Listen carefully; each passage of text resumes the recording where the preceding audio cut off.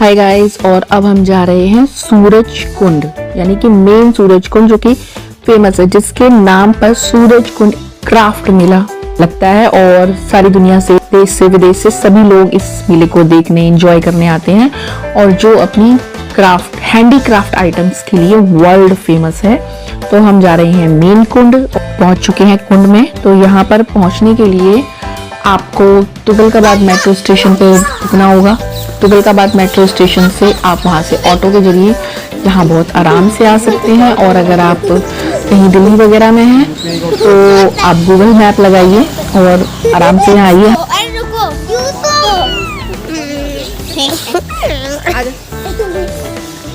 Hello guys, कुंड में तो अब हम आ गए। ऐसा नहीं होता कोई आधे घंटे के पैसे कम लगे? ऐसा कुछ नहीं होता। वो पूरी डिटेल भरनी है क्या? पूरी भरनी पड़ेगी। अब सूरज कुंड के अंदर आ गए तो यहाँ एंट्री टिकट लेनी पड़ेगी। बच्चों की नहीं लगेगी, तो हमारी दोनों की तो लगेगी। और ये टिकट वाले भाई साहब टिकट काउंटर की जगह यहाँ धूप ले रहे हैं, चेयर पर बैठे हुए। कह रहे हैं स्कैनर पे दे दो। अगर आप मेले जाते हैं, गेट नंबर 1 से एंट्री लेते हैं तो उस गेट नंबर 1 की सीधे आप चले जाइए। दो रास्ते कटते हैं, एक अपर साइड में और एक लोअर साइड में। तो आपको जो लोअर साइड वाला रास्ता, उस पर अगर आप सीधे एंड तक जाएंगे और उस एंड पर भी एक गेट लगा हुआ है, वहां पर अगर आप निकलेंगे तो वो रास्ता सीधे इस कुंड की तरफ जाता है। अब जब बाहर निकलेंगे तो सूरज कुंड का टिकट काउंटर सामने होगा। आप बस रोड क्रॉस करके सामने से टिकट लीजिए और मेले के साथ साथ आप कुंड के भी दर्शन करके आइए। मतलब आने जाने के एक फेयर में आप मेला भी एंजॉय कर सकते हैं और कुंड को भी एंजॉय कर सकते हैं कि एक्चुअल में ये कुंड है कैसा। आपने पिक्चर्स वगैरह में देखा होगा, बड़ा वगैरह मेला देखने जा रहे हो ना, मतलब आम के आम और गुठलियों के दाम हो सकते हैं। यकीन मानिए, अगर आप यहाँ आते हैं तो आपको बिल्कुल भी पछतावा नहीं होगा कि आपने 20 मेले की तो टिकट 120 रुपए की है, बट आपने 20 रुपीज की टिकट में आपने इतनी बढ़िया हिस्टोरिकल प्लेस को एंजॉय किया। और यहाँ पर इस टाइम, मेले के टाइम पे ना, बहुत सारे टूरिस्ट वगैरह सब आ रखे होंगे और डेफिनेटली आई एम श्योर कि वो मेले के साथ साथ इस कुंड को देखने भी जरूर आते होंगे। सूरज कुंड बन चुका है। अब आप कुंड मतलब जल कुंड, लेकिन देखने में तो ऐसा लग रहा है कि पानी नहीं है, घास बस देखने में ऐसा काई जम गई है। काई इतना पानी कहाँ से आ गया भाई? वही तो, अच्छा तो बारिश भी नहीं हुई है। इसका मतलब बड़गल लेक पे भी पानी होगा जब यहाँ पे रहे। वो भी सूखी रहती है अक्सर और ये भी सूखा रहता है। वहाँ पे कभी आया है पेड़ के बीच में बड़ा सा पत्थर, तो बहुत तेज रास्ता है। कहाँ पे आया है बीच में बड़ा सा पत्थर? पहले मैं यहाँ पर आती थी बिफोर कोविड। यहाँ पर आकर मैं सुबह जॉगिंग करती थी कुंड पे और समटाइम्स योगा भी करती थी, ध्यान वगैरह लगाती थी। तो मुझे बहुत मज़ा आता था क्योंकि ज़्यादा क्राउड नहीं होता था और यहाँ पर टिकट भी नहीं लगती थी हर बारी। मॉर्निंग में ये जो गेट था ना मेन, ये लगभग ओपन से ही रहता था कि जब मर्जी जो मर्जी आ जा सकता है। और टिकट जब काउंटर पे जब भैया होते तो 9 बजे से तब जो कोई एंट्री करेगा उसको टिकट के पैसे पे करने हैं। वहाँ पे पानी है, अंकल ने मना करा है। सुनो, वहाँ से उसे देख लेंगे, ठीक है? क्रोकोडाइल आराम कर रहे होंगे, डिस्टर्ब हो और रहे हैं। यहाँ पे बहुत सारा पानी भरा हुआ है। अच्छा, घास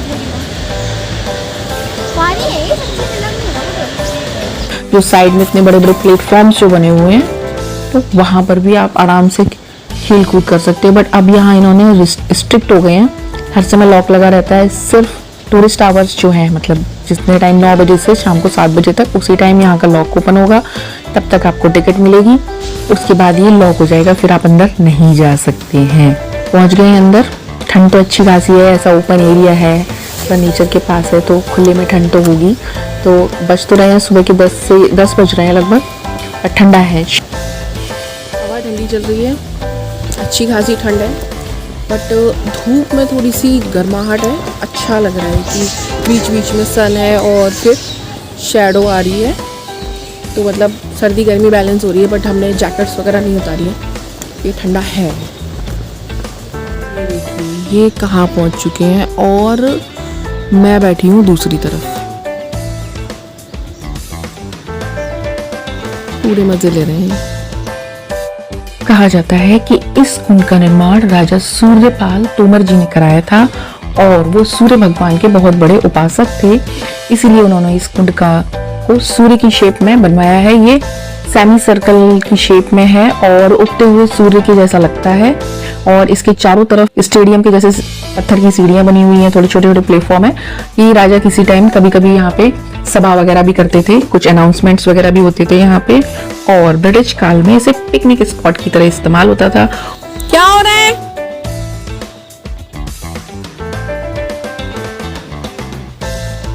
पत्थरों में करो।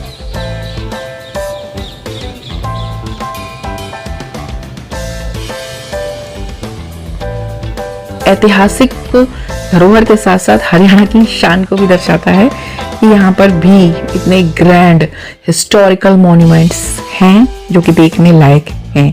आप भी यहाँ जरूर आइएगा। It's a very nice and lovely place to see. और इसी कुंड के नाम पर सूरज कुंड इंटरनेशनल क्राफ्ट मेला लगता है। इधर देखो, इधर सबकी इधर देखो। अरे गिर जाएगी, मैं कहाँ से जाऊँ? नहीं, इधर देखो। मैं ला रही हूँ ना। खुशनसीबी हमारी ये है कि ये हमारे घर से मात्र 10 से 15 मिनट की दूरी पर है। तो हम वीकेंड पे हम यहाँ आके बच्चों के साथ थोड़ा सा मस्ती करते हैं, तो वही आज हम करने आए हैं। और यहाँ की टिकट है 20 रुपए की पर पर्सन। बच्चों की टिकट यहाँ नहीं लगी है हमारे की, और शायद लगती भी नहीं है, सिर्फ बड़ों की टिकट लगती है। तो बहुत ही सुंदर ब्यूटीफुल जगह है, एकदम फिल्मी प्लेस है जहाँ पर आप अपना वीडियो शूट कराना चाहें किसी तरीके का। और बहुत सारी फिल्म्स की शूटिंग भी यहाँ हुई है, मैंने फिल्म्स वगैरह में देखा है। और अमिताभ बच्चन की एक मूवी का भी गाना यहाँ पे शूट हुआ है काफी टाइम पहले का। तो बढ़िया जगह है। अगर आप यहाँ दिल्ली आते हैं तो इस प्लेस को भी जरूर विजिट करिएगा, बहुत मजा आएगा आपको।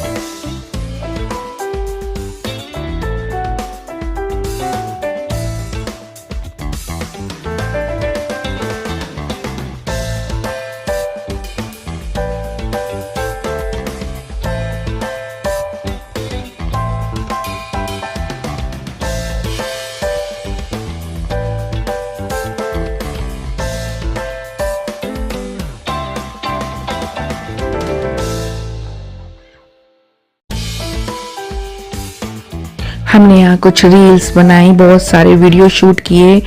और फिर जब हमें 1 बज गया तो फिर हमने सोचा कि नाश्ता पानी करते हुए चलें। तो फिर हमने रास्ते में अलीगढ़ वाले मटर कुलचे मिलते हैं, सूजी के कुलचे होते हैं उनके, तो हमने मटर कुलचे एंजॉय किए और नाश्ता वगैरह करके फिर हम अपने घर पहुँचे। तो मिलती हूँ अगले वीडियो में, तब तक के लिए bye bye, see you, take care. I hope आपको मेरा ये व्लॉग पसंद आया होगा, और अगर आपको किसी भी वजह से ये पसंद आया हो तो please like share and subscribe करना मत भूलिएगा। और आप मुझे इंस्टाग्राम पर भी फॉलो कर सकते हैं।